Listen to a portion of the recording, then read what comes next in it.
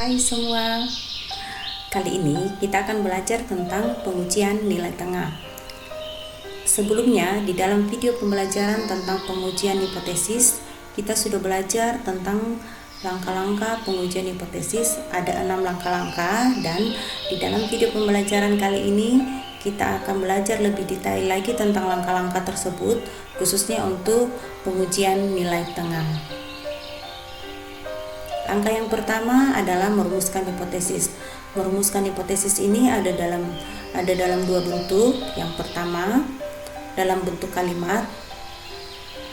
Contohnya untuk uji dua pihak, kalimat hipotesis awalnya atau H0-nya adalah rata-rata potensi kawasan A sama dengan 350 meter kubik per hektar, sedangkan untuk hipotesis tandingannya H1, rata-rata potensi kawasan A tidak sama dengan 350 meter kubik per hektar. Perhatikan kata kuncinya ada kata sama dengan. Contoh untuk uji pihak kanan, H0, rata-rata potensi kawasan A lebih kecil atau sama dengan 350 meter kubik per hektar. Sedangkan H1-nya, rata-rata potensi kawasan A lebih besar dari 350 meter kubik per hektar. Kata kuncinya adalah lebih kecil atau sama dengan. Contoh untuk uji pihak kiri, H0-nya berbunyi rata-rata potensi kawasan A lebih besar atau sama dengan 350 meter kubik per hektar. Sedangkan H1-nya berbunyi rata-rata potensi kawasan A lebih kecil dari 350 meter kubik per hektar. Kata kuncinya adalah lebih besar atau sama dengan. Kita lanjut dengan merumuskan hipotesis di dalam bentuk statistik. Untuk uji dua pihak, bentuk statistik dari hipotesisnya adalah H0 mu sama dengan mu0, H1 mu tidak sama dengan mu0. Contoh, H0 mu sama dengan 350 meter kubik per hektar, sedangkan H1-nya mu tidak sama dengan 350 meter kubik per hektar. Perhatikan kita menggunakan simbol mu dan mu0 karena di pelajaran sebelumnya sudah dipelajari tentang simbol nilai tengah adalah mu, dan saat ini kita belajar tentang pengujian nilai tengah, berarti kita menggunakan simbol mu. Untuk uji pihak kanan, bentuk statistiknya H0 mu lebih kecil atau sama dengan mu0, H1 mu lebih besar dari mu0. Contohnya, H0 mu lebih kecil atau sama dengan 350 meter kubik per hektar, sedangkan H1-nya mu lebih besar dari 350 meter kubik per hektar. Untuk uji pihak kiri, H0-nya mu lebih besar atau sama dengan mu0, H1-nya mu lebih kecil dari mu0. Contohnya, H0 mu lebih besar atau sama dengan 350 meter kubik per hektar, sedangkan H1-nya mu lebih kecil dari 350 meter kubik per hektar. Contoh yang kita gunakan ini berdasarkan hipotesis dalam bentuk kalimat di slide sebelumnya. Langkah kedua yaitu menghitung T hitung atau Z hitung. Yang pertama, untuk menghitung T hitung, kita menggunakan rumus sebagai berikut. T hitung sama dengan X bar dikurang mu0 per S per akar N. T hitung digunakan pada saat jumlah sampelnya atau N-nya lebih kecil atau sama dengan 30. Yang kedua, Z hitung. Untuk menghitung Z hitung, kita menggunakan rumus Z hitung sama dengan X bar dikurang mu0 per tau per akar N. Z hitung digunakan pada saat jumlah sampelnya lebih besar dari 30. Keterangan masing-masing simbol. X bar sama dengan rata-rata data yang ada atau sampel, sedangkan mu0 adalah rata-rata sekarang, S sama dengan simpangan baku, N sama dengan jumlah data sampel, tau-nya sama dengan simpangan baku. Perhatikan antara X bar dengan mu0 bedanya di mana. Kalau X bar adalah rata-rata data yang ada atau rata-rata dari sampel yang kita kumpulkan, sedangkan mu0 adalah rata-rata sekarang atau rata-rata dari hipotesis awalnya kita.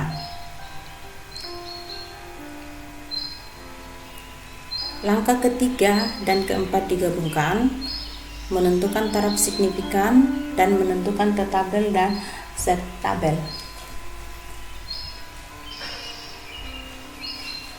Yang pertama, taraf signifikan. Di video sebelumnya sudah dipelajari tentang taraf signifikan untuk uji dua pihak sama dengan alfa per 2, sedangkan untuk uji pihak kanan dan pihak kiri, taraf signifikan atau taraf nyata yang digunakan adalah alfa. Taraf signifikan ini kemudian yang digunakan untuk menentukan T-tabel atau Z-tabel. Contohnya, taraf kepercayaannya adalah 95%, maka alfanya sama dengan 1 dikurang 95%. Perhatikan 1 sama saja dengan 100%, berarti 100% dikurang 95%. Berarti alfanya sama dengan 5%, dan jika dibawa di dalam desimal berarti 0,05. Nah, sesuai dengan taraf signifikan di atas, alfa digunakan untuk uji pihak kanan dan kiri.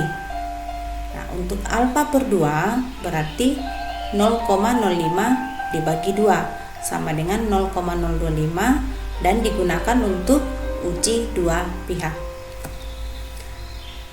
Kita lanjut dengan tabel T, bagaimana menentukan nilai T-tabel. Yang pertama, untuk uji dua pihak, DB sama dengan DK sama dengan P sama dengan N kurang 1. Jadi ada tabel yang menggunakan DB, ada yang menggunakan DK, ada yang menggunakan P. Dan untuk tabel yang kita gunakan sekarang menggunakan P. Nilainya adalah N kurang 1. Misalnya jumlah sampelnya kita adalah 20, maka DB atau DK atau P sama dengan 20 dikurang 1 sama dengan 19. Nah, cara melihat di dalam tabel, kita perhatikan nilai V 19, kemudian alfanya kita adalah 0,025 karena uji dua pihak, berarti alfa per 2 dengan taraf kepercayaan 95% ya. Untuk contoh ini adalah menggunakan taraf kepercayaan 95%, berarti alfanya 0,05, dan untuk uji dua pihak menggunakan alfa per 2 berarti 0,025. Kita tarik ke bawah sampai pada baris yang sejajar dengan 19 dan kita menemukan nilai 2,093. Berarti nilai T-tabel untuk uji dua pihak dengan taraf kepercayaan 95% dan N20, nilai T-tabelnya adalah 2,0930. Sedangkan untuk uji pihak kanan dan kiri, DB-nya sama, N kurang 1. Misalnya jumlah sampelnya kita adalah 25, maka DB atau DK atau P-nya sama dengan 25 kurang 1 sama dengan 24.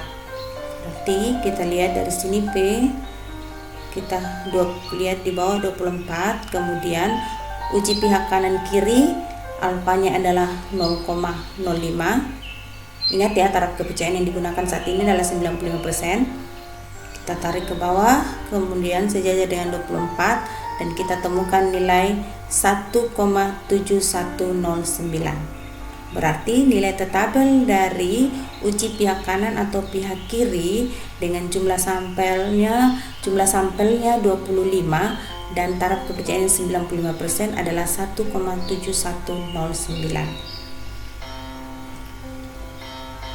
Kita lanjut dengan tabel Z. Ini adalah tabel Z untuk uji dua pihak.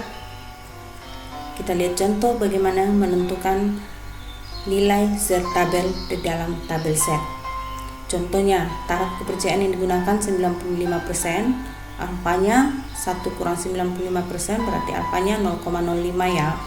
Dan untuk uji dua pihak berarti alfa per 2, berarti 0,05 dibagi 2 sama dengan 0,025. Kemudian kalau tabelnya kita menggunakan setengah kurva seperti ini, berarti 0,025 ini dikurangkan dari 0,5.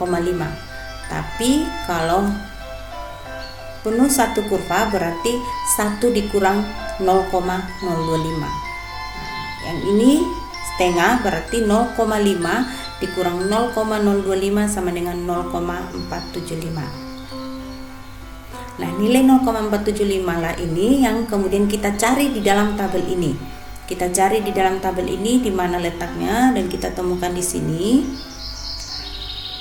Kemudian kita tarik ke sebelah kiri menunjuk angka berapa? Angka 1,9. Kemudian ke atas menunjuk angka 0,06. Berarti nilai set tabelnya 1,9 yang ini ditambah 0,06 ya, saya salah tulis, sama dengan 1,96. Berarti nilai Z alfa per 2-nya untuk taraf kepercayaan 95% adalah 1,96. Untuk uji pihak kanan dan kiri, alfanya 1,95, 1 dikurang 95% berarti alfa sama dengan 5% atau 0,05. 0,5 dikurang 0,05 sama dengan 0,450. Nilai 0,450 inilah yang kemudian kita cari di dalam tabel Z. Kita temukan di sini, dan antara 0,4495 dan 0,4505 tidak ada yang pas 0,450, jadi kita boleh pilih antara ini atau yang ini.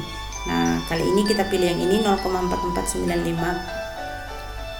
Kemudian kita tarik ke sana ada 1,6. Kemudian ke atas ada angka 0,04. Berarti nilai set tabelnya adalah 1,6 ditambah 0,04 ya, bukan 0,4, sama dengan 1,64. Berarti nilai Z alfanya adalah 1,64. Yang menjadi perhatian adalah untuk T-tabel atau untuk menentukan nilai T-tabel itu selalu bergantung pada jumlah N atau sampelnya berapa. Sedangkan untuk nilai Z-tabel tidak bergantung pada jumlah sampel sehingga nilainya akan selalu sama. Jadi untuk uji dua pihak atau untuk nilai Z alfa per 2, kapanpun untuk nilai Z alfa per 2 pada taraf kepercayaan 95% nilainya adalah 1,96. Sedangkan nilai Z alfanya adalah 1,64. Ini tidak akan berubah. Yang penting taraf kepercayaannya sama, yaitu 95%. Kita lanjut pada langkah kelima, yaitu menentukan kriteria pengujian. Pada video pembelajaran tentang pengujian hipotesis kita sudah belajar tentang kriteria pengujian. Untuk uji dua pihak, H0-nya diterima jika T hitungnya lebih besar atau sama dengan min T tabel dan lebih kecil atau sama dengan T tabel, atau Z hitung lebih besar atau sama dengan min Z tabel dan lebih kecil atau sama dengan Z tabel. Sedangkan untuk uji pihak kiri, H0 diterima jika T hitung lebih besar atau sama dengan min T tabel atau Z hitung lebih besar atau sama dengan min Z tabel. Sedangkan untuk uji pihak kanan, H0 diterima jika T hitung lebih kecil atau sama dengan T tabel atau Z hitung lebih kecil atau sama dengan Z tabel. Langkah terakhir yaitu membuat kesimpulan. Kesimpulan dibuat dengan membandingkan T hitung dengan T tabel atau Z hitung dengan Z tabel berdasarkan kriteria pengujian dan hipotesis yang dibuat.